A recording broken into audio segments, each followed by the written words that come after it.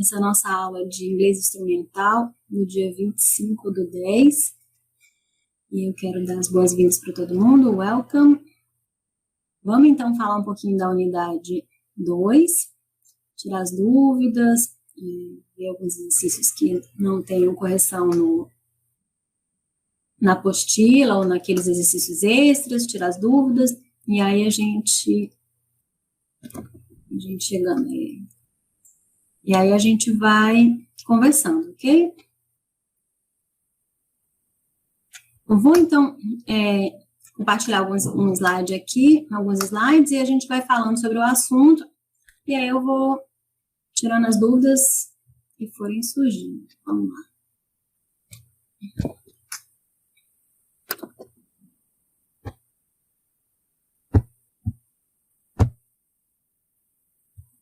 Hello, para quem está chegando agora.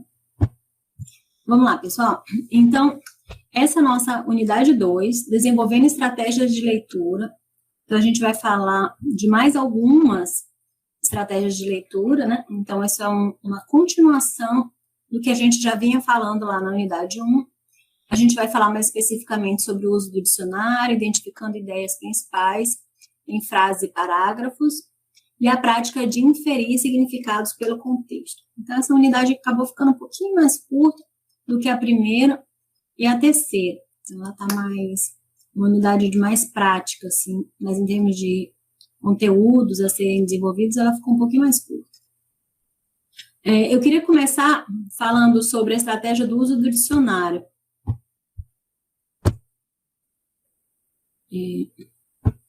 A gente não vai, obviamente, usar o dicionário para procurar cada palavra que eu não conheça, né? Então, a gente vai usando algumas estratégias para tentar perceber quais são aquelas palavras principais, né? Quais são aquelas palavras que eu já reconheço, como a gente falou na aula anterior, que já são cognatas, né, do português. Então, assim, eu vou tirando essas palavras do rol de necessidades de uso do dicionário, para que a minha leitura seja mais fluida, né? mais fluente.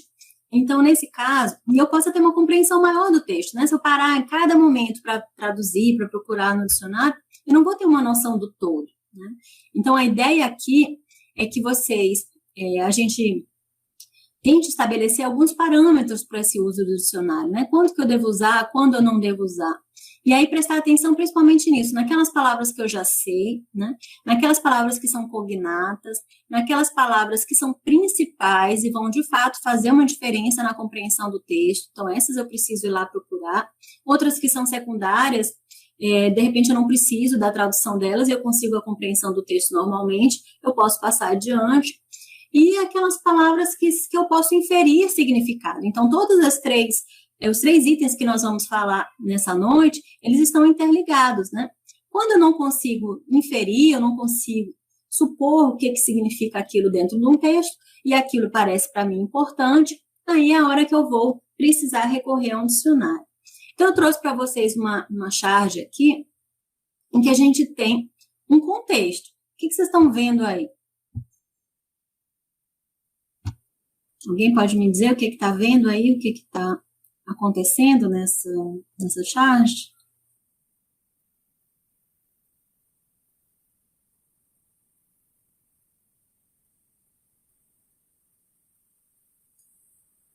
Aqui a gente tem... A mulher está perguntando aí para ele olhar aí para o Homem de Aço. É uma estrela. Eles estão aonde, Nathaniel? Você acha que eles estão aonde? Parece no hospital. Parece no hospital, não é? Parece um médico. Certo. E aquele lá atrás ali é o quê? É quem? É o Super-Homem. É o Super-Homem, isso mesmo. Obrigada, thank you. Então, a gente tem um contexto aí. A gente tem um contexto em que a gente tem, provavelmente, 2 médicos, né? Ou enfermeiros, não sei, conversando com um papel na mão, né? Que deve ser os exames ou o diagnóstico e tal, para fazer o diagnóstico do Super-Homem, né? Então, já surpreende a gente pensar que o Super-Homem está no hospital, né? Já o que um Super-Homem está fazendo no hospital? Aí a gente olha para o balão E ele fala assim: looks like the man of steel is starting to oxidize. A gente consegue perceber the man, a gente sabe, né? Superman, Batman, Spider-Man, todo mundo já viu super-herói, né? Muitos deles, os homens, no caso, né? Terminam em man. Iron Man, não lembro quais mais, mas tem um monte. Terminam em homem. Então, a gente tem Batman, o Homem-Morcego, Spider-Man, o Homem-Aranha, né? E então, o homem, a gente sabe. Esse homem aqui que a gente está falando. E a gente está vendo aqui uma palavra que é cognata do português. To oxidize parece um pouco, né? Com oxidar. Deixa eu só liberar alguém aqui. Então, parece um pouco com oxidar. O homem, oxidar. Então, a gente já começa a tirar uma certa lógica aí da charge. Mas aí está dizendo, the man of steel. O que será steel? Nesse caso, eu posso supor, o homem, o super-homem, vai oxidar. Eu posso fazer algumas suposições. Mas eu entender quem é esse homem, de qual homem que eles estão falando, pode ser importante para o contexto. Então, é a hora que eu iria num dicionário para procurar a palavra steel, né? Eu posso supor também o homem de aço, né? Mas, se eu for ao dicionário, por exemplo, como um Cambridge Dictionary, eu vou achar a palavra steel, né? Tá lá, em que está dizendo que ela é um substantivo, né? Que não tem plural. E aí você poderia ouvir a pronúncia, da pronúncia aqui, ó, UK, do Reino Unido, United Kingdom, e aqui dos Estados Unidos, né? United States. Então, você poderia ouvir a pronúncia dos dois. E aqui na estrelinha você tem uma explicação sobre o que é a palavra steel. Então, steel is a very strong metal made from iron. Né? Iron é ferro. Aí vocês, quem gosta de super-herói, vai lembrar do Iron Man, do Homem de Ferro. Used to make knives, facas, machines, máquinas, e etc. Né? E aí depois você tem a tradução. Então, percebam que esse é um dicionário inglês-português, né? E aí você bota a palavra em inglês, steel, e vai vir aço. Mas, gente, o grande interesse em a gente procurar palavras em um dicionário legal, assim, bom, como esse do Cambridge, online, é que você tem uma explicação. Então, você não só aprende steel, mas aprende a ler uma frase que vai descrever o que é steel. Então, a very strong metal, um metal muito forte, made from iron, feito, né? A gente conhece aquela expressão made in Brazil.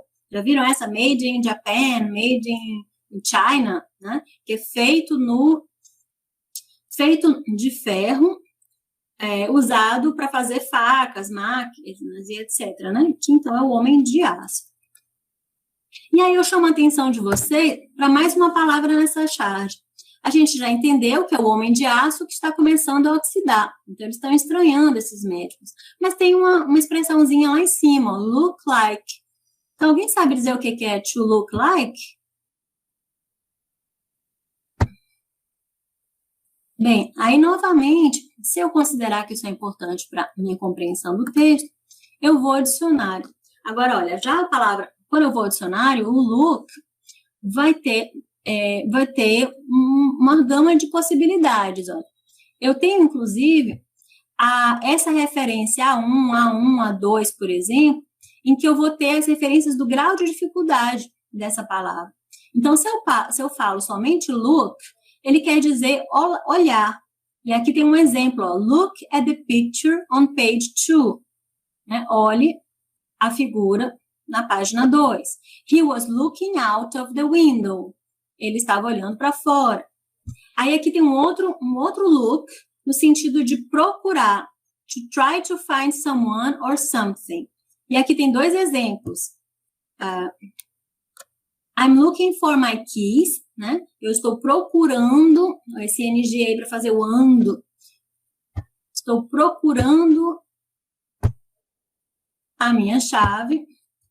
I've looked everywhere, but I can't find my bag. Então, eu procurei em todo lugar, né? Eu tenho procurado em todo lugar, mas eu não consigo achar a minha bolsa. Né? Então, aí está no sentido de procurar. Outro sentido para look também é de parecer bom, parecer estranho, parecer alguma coisa. E eu posso dizer look nice, look strange, e o que eu quiser mais.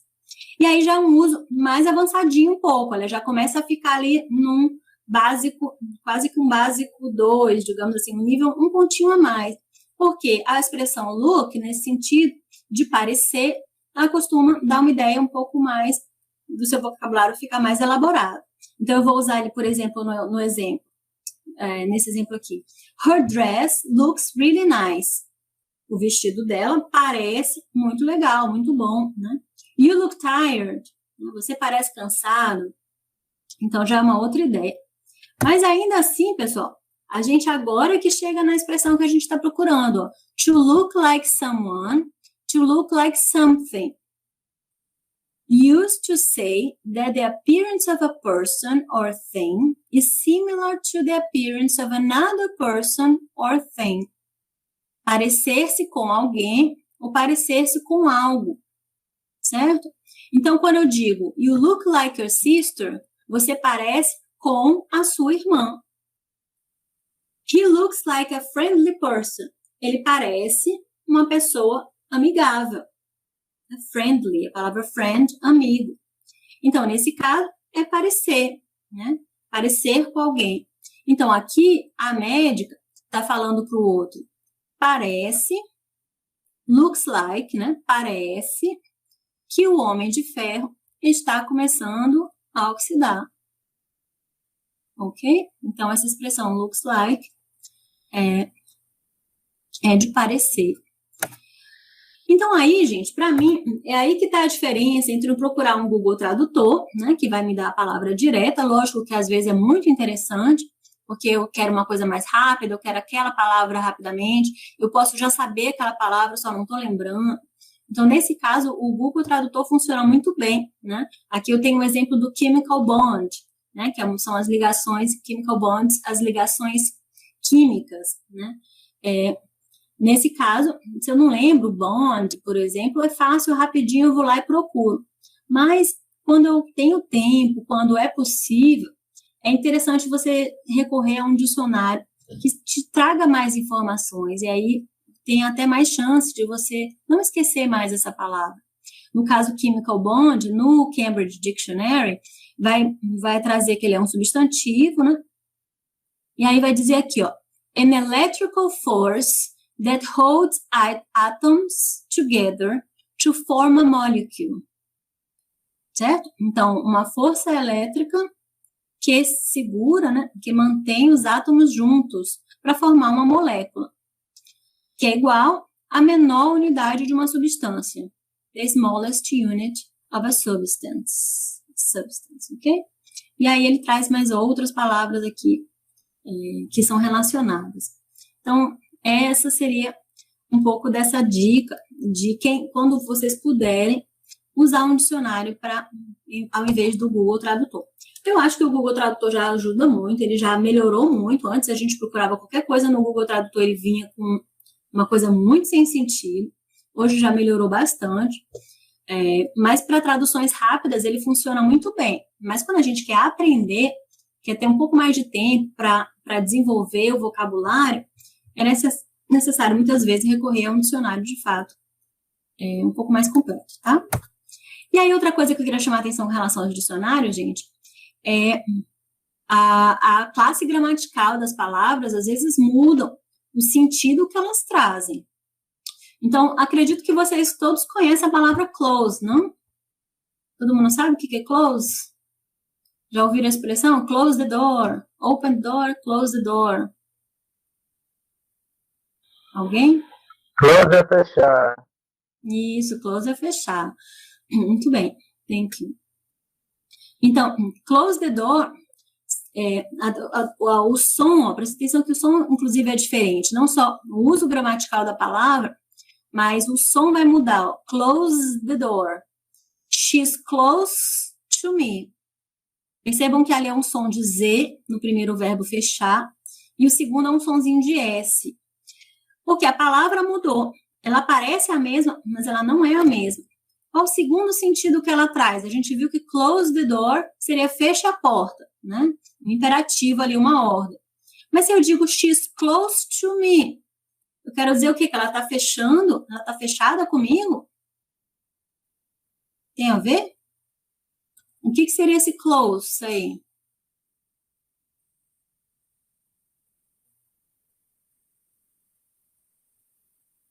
Não? Me arrisca? Ela fechou comigo? Não. Tipo, ela fechou, tipo, fechamos o negócio? Não é o caso. She's close to me muda completamente de ideia. Passa a ser uma ideia de proximidade. Ela está próxima a mim, ela está perto de mim.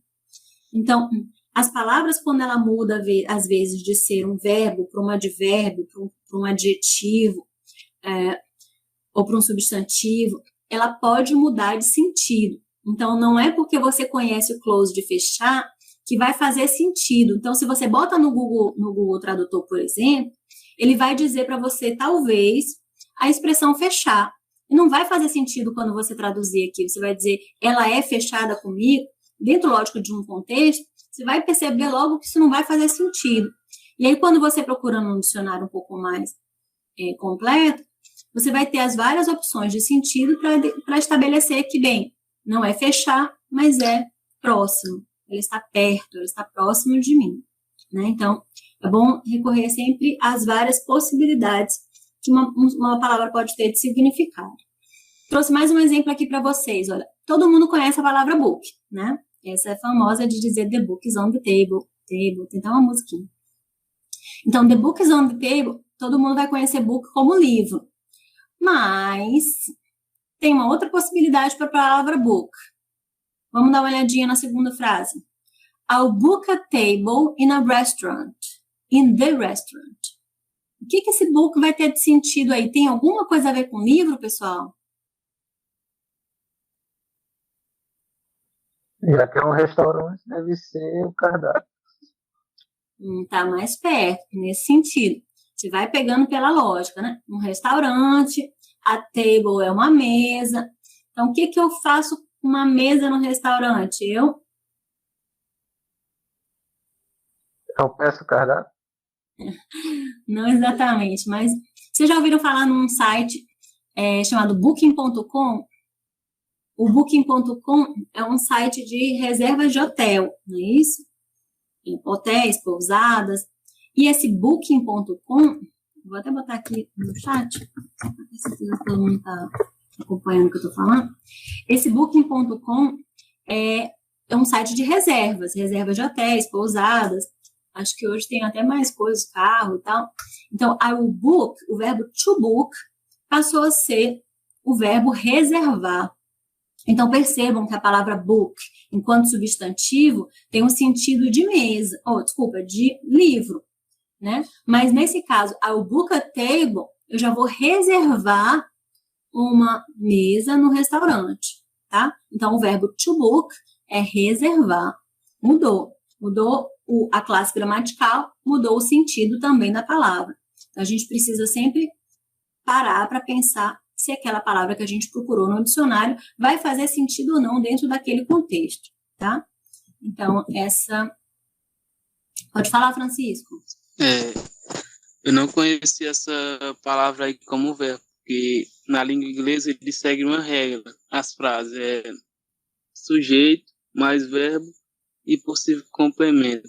Eu não estava conhecendo book como um verbo. Eu até anotei aqui.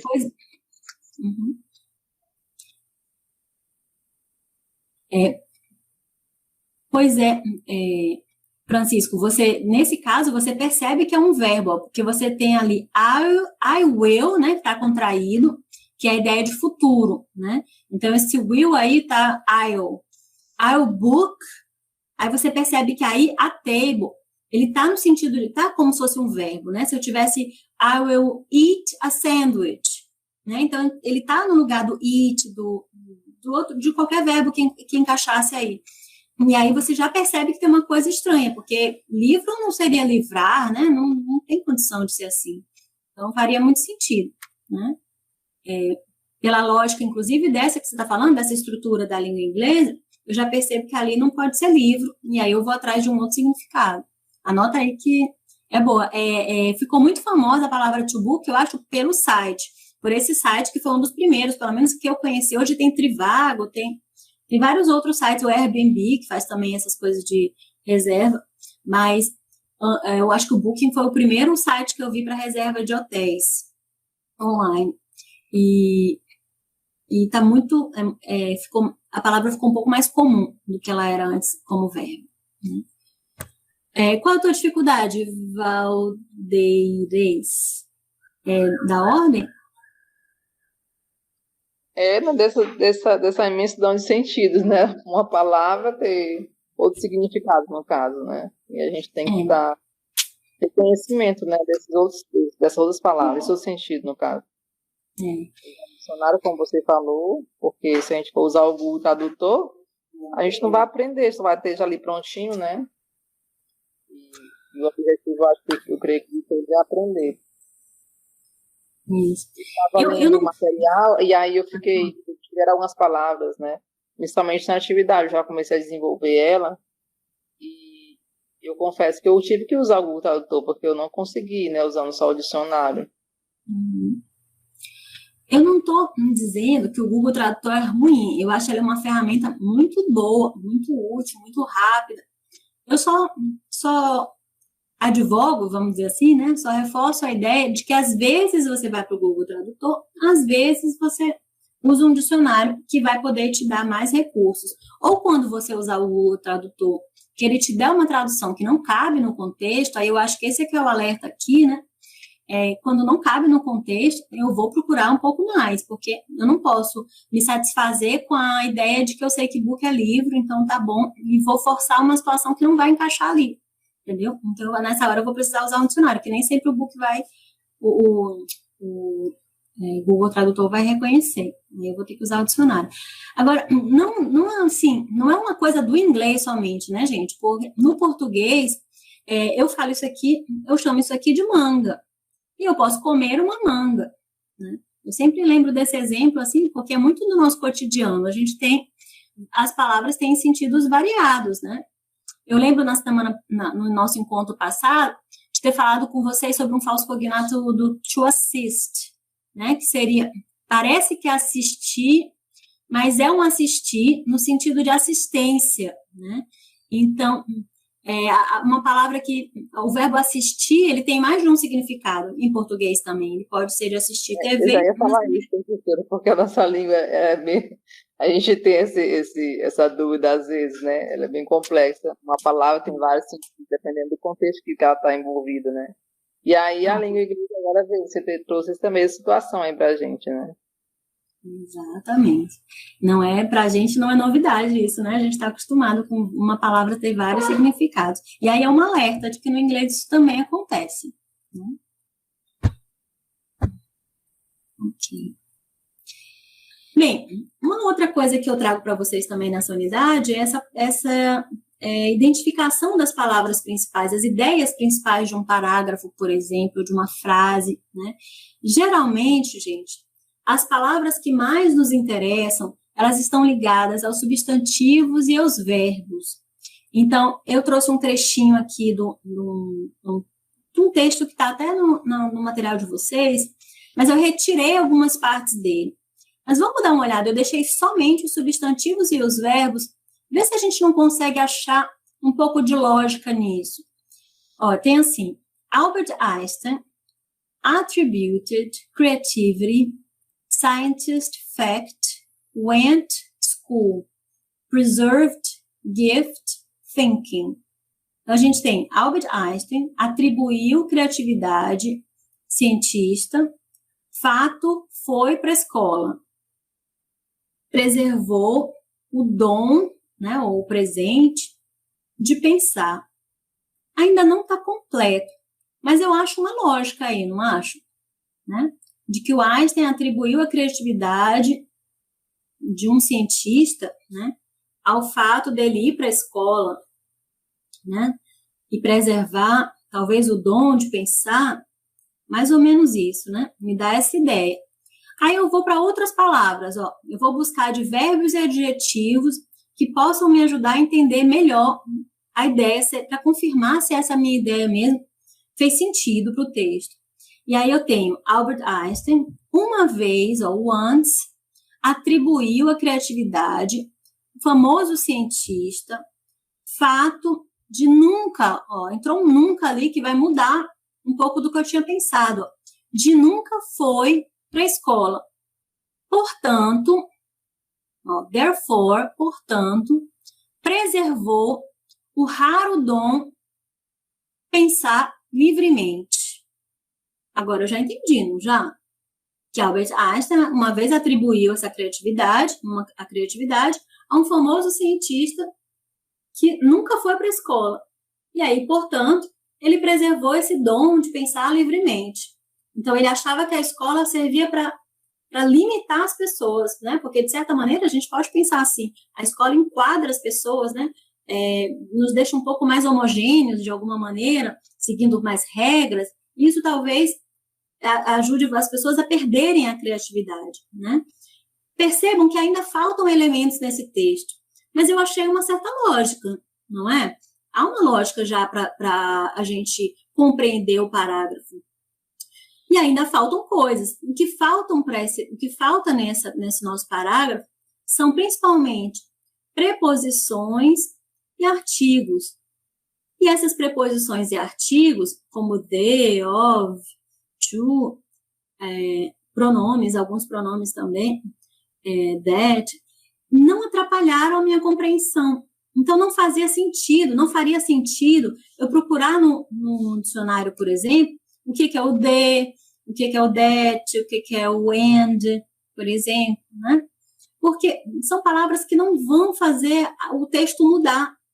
O que vai fazer a compreensão do texto, basicamente, está composto dos substantivos, dos verbos, e às vezes, dependendo da situação, de verbos e adjetivos, né? Então, há uma lógica, né, a gente vai tirando lógicas dos parágrafos, né, sem precisar traduzir cada uma dessas palavras. E isso nos leva, falando ainda de ideias principais, isso nos leva a uma diferenciação entre o português e o inglês, que é importante. Em português, a gente escreve textos muito, muito grandes, muito floreados, muitas vezes, né? A gente fala muito, assim, dá muitas voltas. A escrita em língua inglesa, ela costuma ser uma escrita mais objetiva.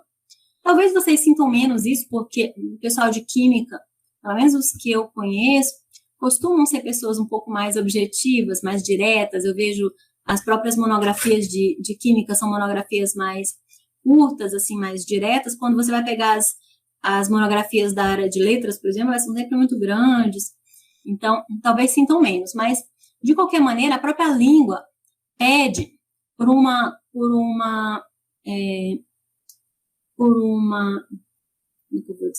coisa mais direta, né?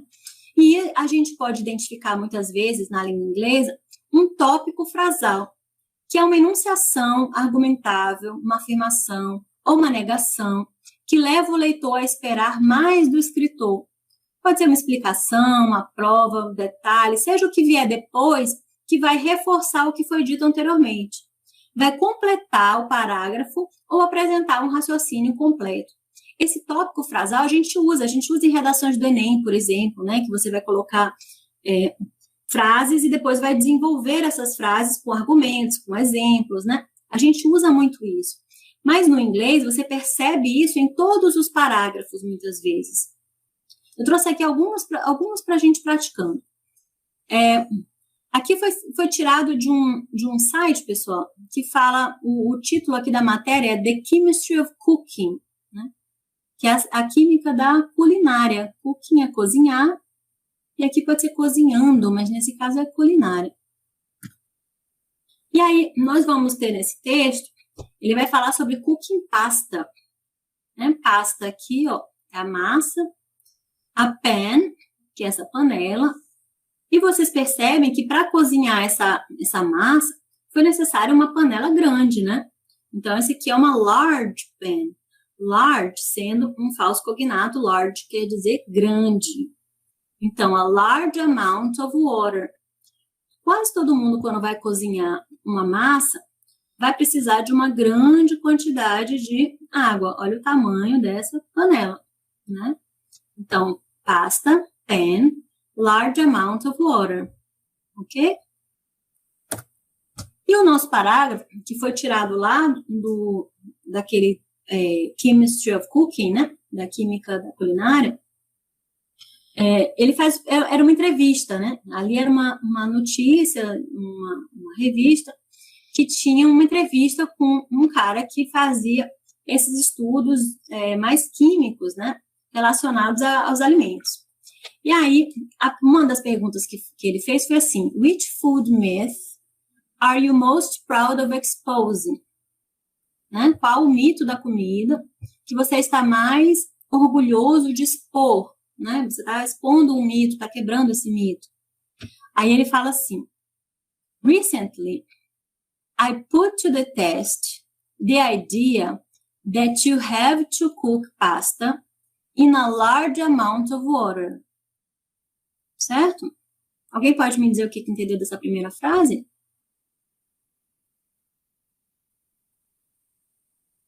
Ninguém arrisca?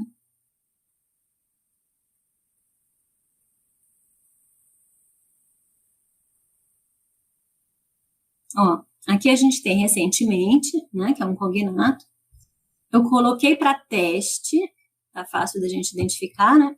Eu coloquei para teste a ideia que você tem que cozinhar pasta, cozinhar massa, em uma grande quantidade. A gente acabou de falar essa expressão large amount of water, grande quantidade de água.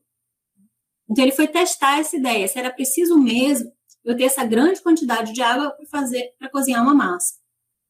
And it turns out, né, no fim, acabou sendo que you can cook pasta in minimal amounts of water. De novo, a gente tem aqui, ó, quantidade de água, mas dessa vez está ligado não mais a large, mas a mínimo, né, a mínima quantidade de água. Around 1.4 liters. Por volta, né? Starting with cold. A palavra cold é fácil, não? Acredito que vocês já conheçam hot and cold. Então, aqui, começando com fria, rather than boiling water. Então, ao invés de usar água fervente, a palavra boiling, eu vou usar água fria. And it tastes the same. E aí, tem o mesmo gosto. Given how much pasta is cooked a year, né, considerado, dado o quanto de massa é cozinhado por ano, this would save lots of water and energy. Isso poderia salvar, né, economizar, save, lots of water and energy. Agora, qual dessas frases eu posso identificar como sendo a frase principal, a frase que vai explicar sobre o que esse parágrafo traz? Se eu tenho uma pergunta, qual é o mito que você é mais orgulhoso em expor, eu vou procurar por esse mito. E aí eu vou perceber que ele vai mostrar... Deixa eu só, na verdade... Desculpa. Eu vou buscar qual é o mito que ele está querendo quebrar. E aí o mito que ele quer quebrar é a ideia de cozinhar a pasta em grande quantidade. Ele mostra embaixo, nessa frase que eu marquei, como é que ele quebra esse mito, né? Você pode cozinhar a pasta numa quantidade mínima de água, né? Por volta de 1,4 litros, começando com água fria ao invés de água quente, água fervendo. E vai ter o mesmo gosto. Então, essa frase, ela dá a ideia central do parágrafo. Você pode cozinhar a pasta com uma quantidade menor de água, contanto que você use água fria ao invés de água quente. Essa é o mito que ele quebrou de cozinhar a pasta. Então, essa é a frase principal desse parágrafo. Cada parágrafo vai ter sua frase principal. Se eu conseguir perceber que cada parágrafo tem sua frase principal, eu tenho um artigo inteiro para ler, eu vou começar a fazer pequenas anotações na lateral desse meu artigo em cada parágrafo. Então, lógico, gente, que ler um artigo em inglês leva um pouco mais de tempo do que ler em português, mas convenhamos que é a mesma lógica. Se eu pegar um artigo em português e ler ele inteiro, quando chegar no final, eu vou ter um monte de marcações, mas eu não vou lembrar mais do texto todo, né? Então, eu vou ter que voltar para o texto e fazer anotações de todos os trechos, parágrafos, né? O que ele está me ensinando, me mostrando. A mesma coisa eu vou fazer em inglês. Eu vou ter cada parágrafo em que eu vou fazer pequenas anotações do que é o principal daquele parágrafo, né? E aí, por isso que a gente precisa identificar o tópico frasal, ou seja, qual é aquela frase que vai me chamar mais atenção, que vai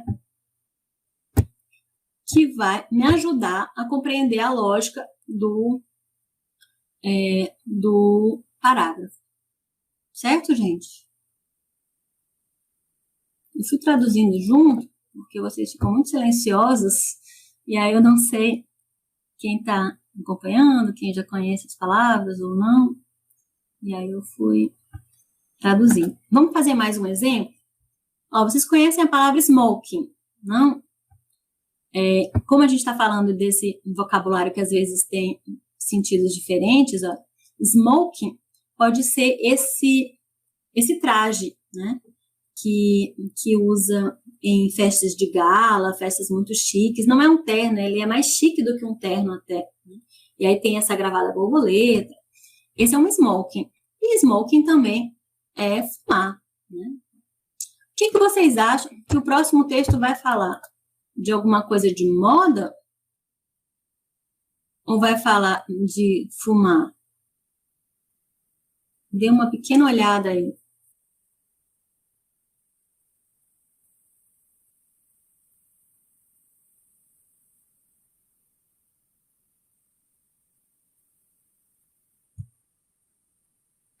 Alguém pode me dizer? Será que a gente vai falar de moda ou vai falar de cigarro? Cigarro, proibido usar no restaurante, né? Aí. Isso. O que mais? O que mais que vocês entenderam? Dê uma olhadinha. Eu vou passar para o próximo slide, que ele vai, rapidinho, ele vai destacar, peraí, aqui, ó. Ele destacou essas frases do começo. Me digam aqui o que vocês conseguem talvez perceber. A gente vai falar de cigarro, né? Fala sobre os efeitos do cigarro, né? Os efeitos, isso, os efeitos do cigarro são bons ou ruins na saúde? São ruins, né? A gente sabe disso. Então, a gente percebe que essa palavra harmful aqui, ó, ela tem que estar falando coisa ruim. Ela tem que dizer que os efeitos ruins, os efeitos nocivos, os efeitos prejudiciais do cigarro na saúde. Porque você não vai encontrar um texto, não faria sentido você encontrar um texto dizendo os efeitos benéficos do cigarro para a saúde, né? Então, a gente, mesmo que não conheça essa palavra harmful, a gente tira uma conclusão de que os efeitos são nocivos, né? Do cigarro na saúde tem se tornado amplamente ou widely conhecidos. E muitas cidades e alguns países têm passado leis, né, têm aprovado leis, ou a palavra law, que limitam onde ele é permitido, onde o cigarro é permitido, o fumar é permitido, né? Isso, exatamente, Kátia. Aí a próxima frase completa, dizendo que em muitos lugares o fumar não é mais permitido em restaurantes e bares, né? Exatamente. E aí o texto continua um pouquinho mais, né? Ele está falando que não é permitido fumar em restaurantes e bares.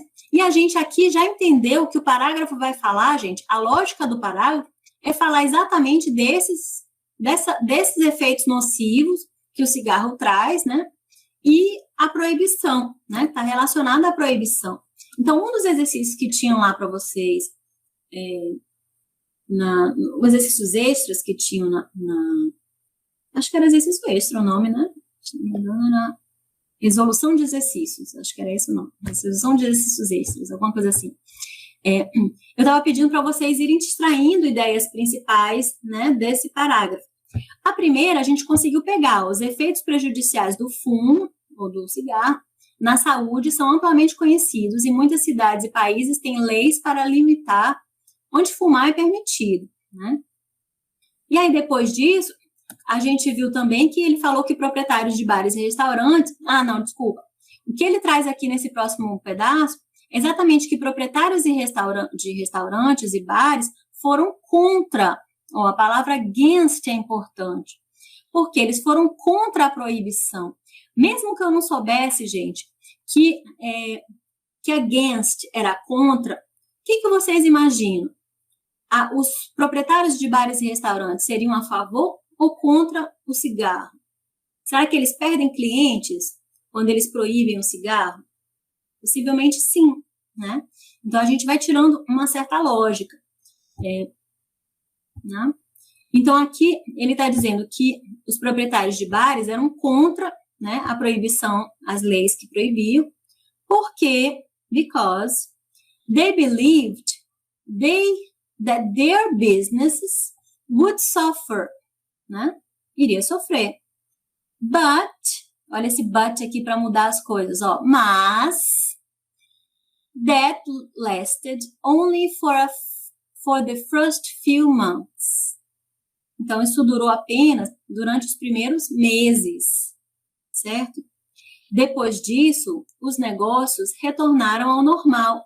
Ou seja, aquelas pessoas que estavam se afastando inicialmente, que eram contra, os proprietários que eram contra, isso só durou alguns meses, porque logo eles perceberam o lado positivo, o efeito positivo disso. E olha só, the laws, as leis, have also had another positive effect. Não só os proprietários mudaram de opinião, como também, fizeram o ar mais limpo, the air cleaner for everyone.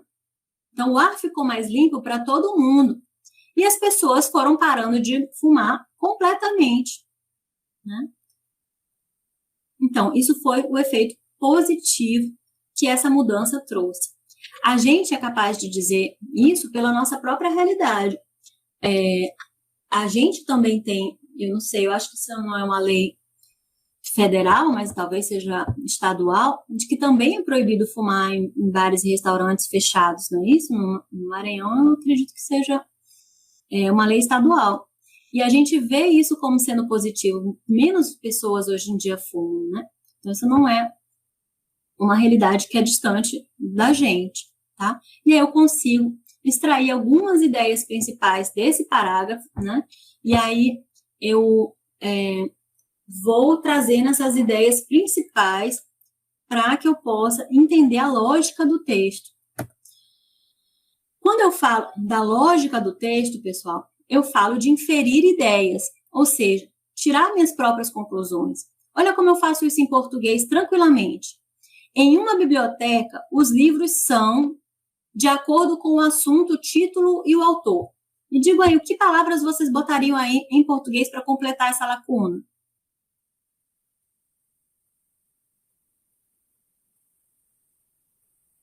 Português, gente. Os livros são de acordo com o assunto, o título e o autor. Eles são o quê? Ótimo. Muito bom. Organizados, isso mesmo. Organizados de acordo com o assunto, o título e o autor. Quando a gente vai na biblioteca, eles estão lá ordenados, organizados dessa forma.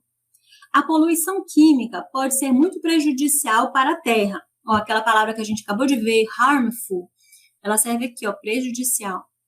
Então, vamos de novo. A poluição química pode ser muito prejudicial para a terra, o mar...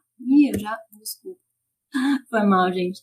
A terra, o mar e o ar. Seria a nossa lógica, né?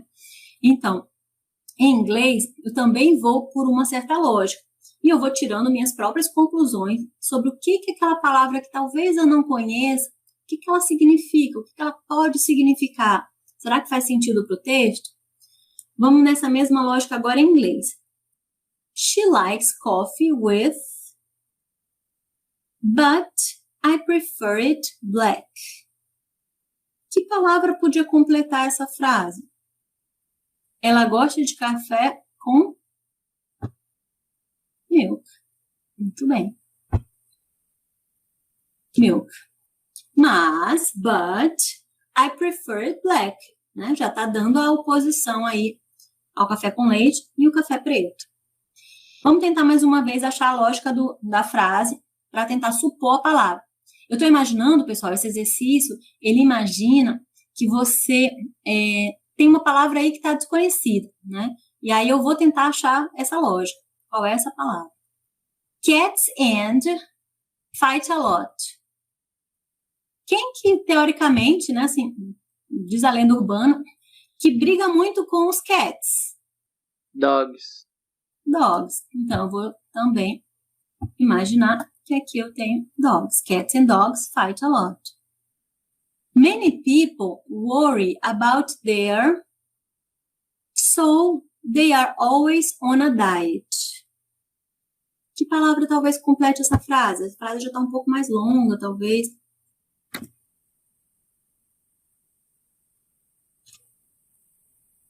O que diet tem a ver com a frase? Francisco, você já estava com a mão levantada ou você levantou agora para falar?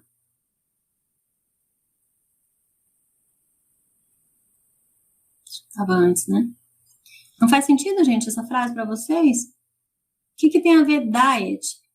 As pessoas estão sempre de dieta. Por que elas estão de dieta, pessoal? Muitas pessoas, né, estão sempre de dietas. Porque elas se preocupam, a palavra worry, elas se preocupam com o peso, weight.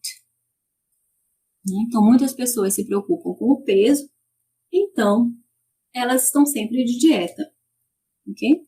Many people worry about their weight, so they're always on a diet, tá? Então, dessa forma, eu estou supondo as palavras que vão completando o meu texto. Vamos aqui mais uma para encerrar? Qual o significado das palavras abaixo? Imagina que você está lendo o texto e antes de decidir se você vai precisar procurar um dicionário ou não, você vai tentar achar uma lógica naquela palavra. I need to change my dentist. He's a bad professional. O que esse change encaixa aí, pessoal? Qual é o sentido dele? É mudar?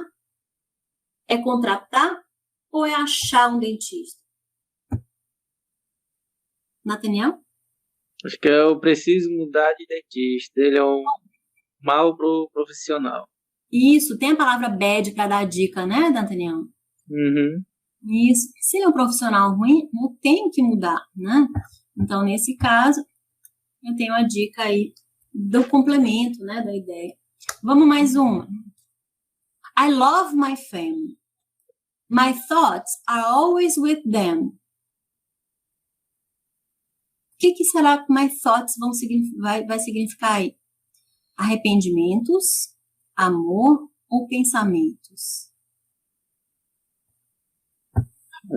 With...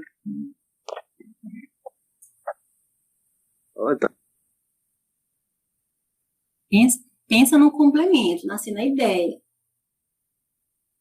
Olha o primeiro trecho. I love my family.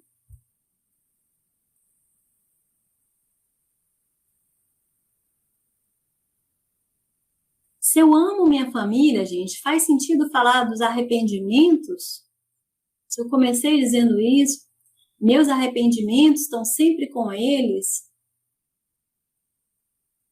Podia ser meu amor, né? Tá sempre com eles, mas a gente sabe que amor é love. Então não é thoughts, né? Então, a gente indo por eliminação, a gente vê que a palavra thought vem de think, né? E aí passa a ser pensamento. Ele vem do think. É o verbo pensar.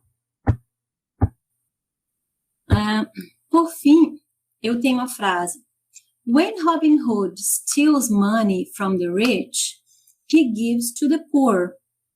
Alguém já ouviu falar em Robin Hood? Robin Hood? Acho que sim, né, gente? O que o Robin Hood faz? Ele rouba dos ricos para dar aos pobres. Exatamente. Então, eu uso, Tânia, você fez certíssimo, você usa o seu conhecimento prévio para tirar uma lógica do texto.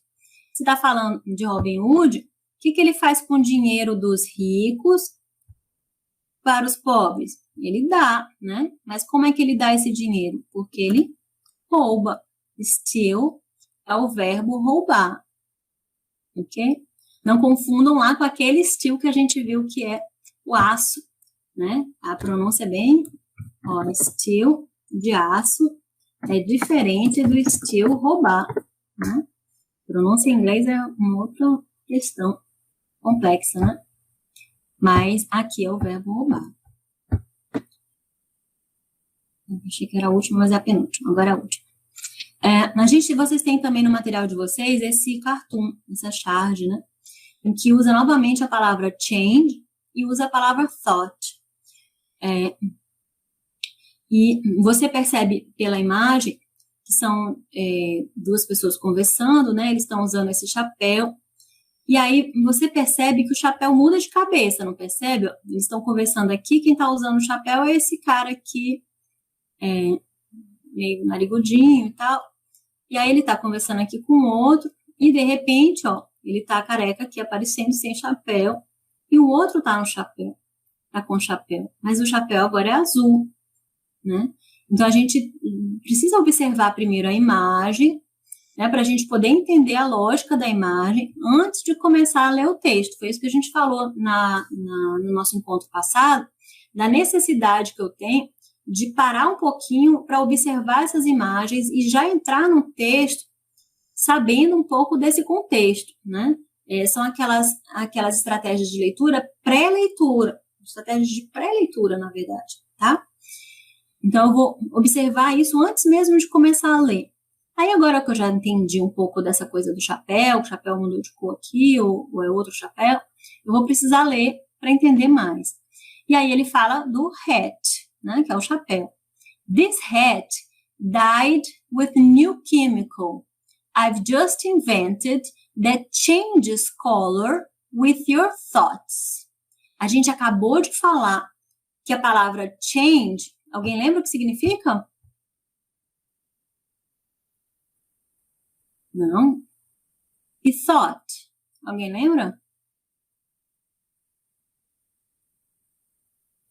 Não.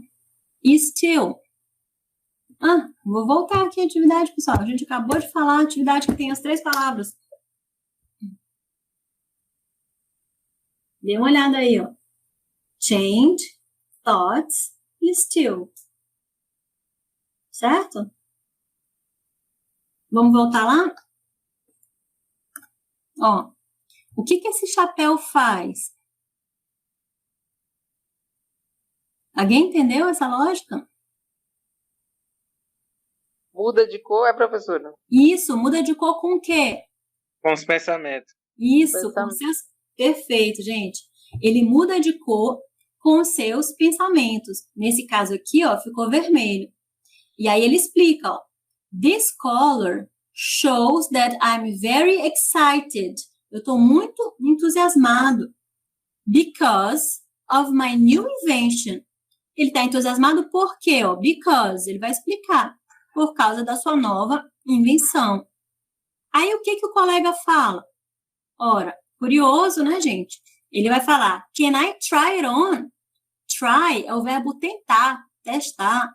Ele quer testar também na cabeça dele. Olha como mudou de cabeça. Quando veio para ele, o que aconteceu aqui, ó? Ele ficou blue. Agora, esse aqui vai explicar o que o blue significa. That color shows... A gente sabe que um show, em português a gente usa essa palavra, né? Um show é uma apresentação. Então, o verbo show é apresentar, demonstrar. That color shows that you are wondering how to steal my idea and take all the credit. O que a cor azul significa então, gente? Significa que ele quer roubar a ideia dele e receber os créditos. Exatamente, ele quer roubar a ideia dele. E a gente conseguiu. Quanto mais vocabulário a gente vai sabendo, mais a gente vai entendendo a lógica das frases, a lógica das palavras, e aí a gente vai precisar menos recorrer ao dicionário natural. Mas enquanto a gente não tem esse repertório linguístico tão grande, a gente vai recorrendo a esse dicionário quando a gente achar que é importante. Nesse caso aqui, gente, eu quis trazer do exercício anterior para esse exercício 3 palavras que são importantes para esse contexto. Eu preciso primeiro entender o que o chapéu faz, né? O que essa química, né, conseguiu descobrir, para depois eu descobrir por que mudou de cor. Então, é fundamental que essas 3 palavras sejam compreendidas. E elas são fazem parte desse tópico frasal. Nesse primeiro momento aqui, o que é importante? Entender que ela muda de cor com os pensamentos, né? E aí, cada um desses balões vão ter sua frase principal, sua ideia principal para passar para a gente. E aí, é isso que eu preciso. Eu não preciso entender tudo. Eu preciso entender as palavras ou as frases, né? Quando a gente vai ganhando espaço para um parágrafo, um texto mais longo, eu já preciso entender melhor frases que possam me dar o significado dos textos. Perguntas? Dúvidas? Alguma coisa mais que eu possa ajudar vocês nessa segunda unidade? Professora, eu tenho uma dúvida. Não referente ao que você falou agora, né? Mas referente à unidade, né? Em si. Em relação aos resumos, né? Eu encontrar as palavras-chave, né, daquele resumo. Eu vi lá que uma das dicas é o número de vezes que ela aparece, né? Mas nem sempre vai ser só isso, né? Tem outros meios de eu encontrar. Qual seria a sua outra dica, assim, pra gente? Olha, como eu estou falando, sempre as palavras-chave, elas vão ser substantivos, verbos, né? Então, você vai ter que ficar ligado nas ações principais, nos substantivos principais que o texto traz, né? E eu acho que palavras que são fundamentais, se você tirar essa palavra do texto, o texto não vai fazer sentido. Então, quais são as ideias principais? Entende? Você vai buscar essas ideias principais pelo que não pode faltar naquele texto, o que não posso ser retirado daquele texto, senão ele vai perder o sentido. Eu acho que é uma das coisas principais, assim, para achar uma lógica. Ok, professora, obrigada. Deixa eu abrir aqui a tarefa de vocês para essa unidade 2, para ver se eu tenho mais alguma observação, de repente, fazer. Deixa eu ver aqui qual foi a pergunta que a Márcia fez. Resposta à atividade envio única para responder em português ou inglês. Você pode responder as tarefas de envio único todas em português. A ideia da nossa disciplina, Márcia, é aprender a ler em inglês. Então, você não precisa escrever em inglês, entende? O nosso objetivo principal é a leitura. Então, você pode escrever em português. Tanto é que onde eu botei palavras-chave, elas estão em português, tá? Depois tem algumas perguntas, né, sobre química verde. Oi? Não, tá tudo. Acho que foi engano. É isso. Então, depois tem algumas questões com perguntas, né, em que eu vou pedir para você buscar dos textos, retirar algumas ideias, né, sobre a química verde, e depois um outro texto que fala sobre, também sobre esse relacionado aos gases, né. São pequenos textos, que depois vocês vão buscar problemas, avanços e resultados. Não me parece muito difícil, assim, de entender o que eu quero, mas agora era uma boa hora de vocês tirarem dúvidas. Vocês querem que eu projete a atividade? Ou todo mundo já teve acesso? Tudo bem, então? Tranquilo, né? São alguns pequenos trechos, pequenos textos, parágrafos, às vezes 2 pequenos parágrafos, 3, tá? Mas eu acho que é tranquilo. Só não façam, pessoal, aquilo que eu estou falando para vocês. Não façam tradução do Google Tradutor de tudo, sabe? De a pegar o texto, copiar, colar no Google Tradutor. Não façam esse tipo de coisa, porque acaba sendo uma roubalheira com vocês mesmos, né? Querendo ou não, a gente quer desenvolver essa habilidade, né, de conseguir ler em inglês, porque vocês vão precisar disso ao longo do curso, vocês vão precisar disso para a pós-graduação. Então, vamos desenvolver essa habilidade juntos, aproveita esses textos para acrescentar vocabulário, e aí para isso o Google Tradutor vai ajudar bastante a acrescentar algumas coisas, mas só como a gente falou hoje, aquelas coisas que forem mais relevantes eu vou achar lá no Google Tradutor.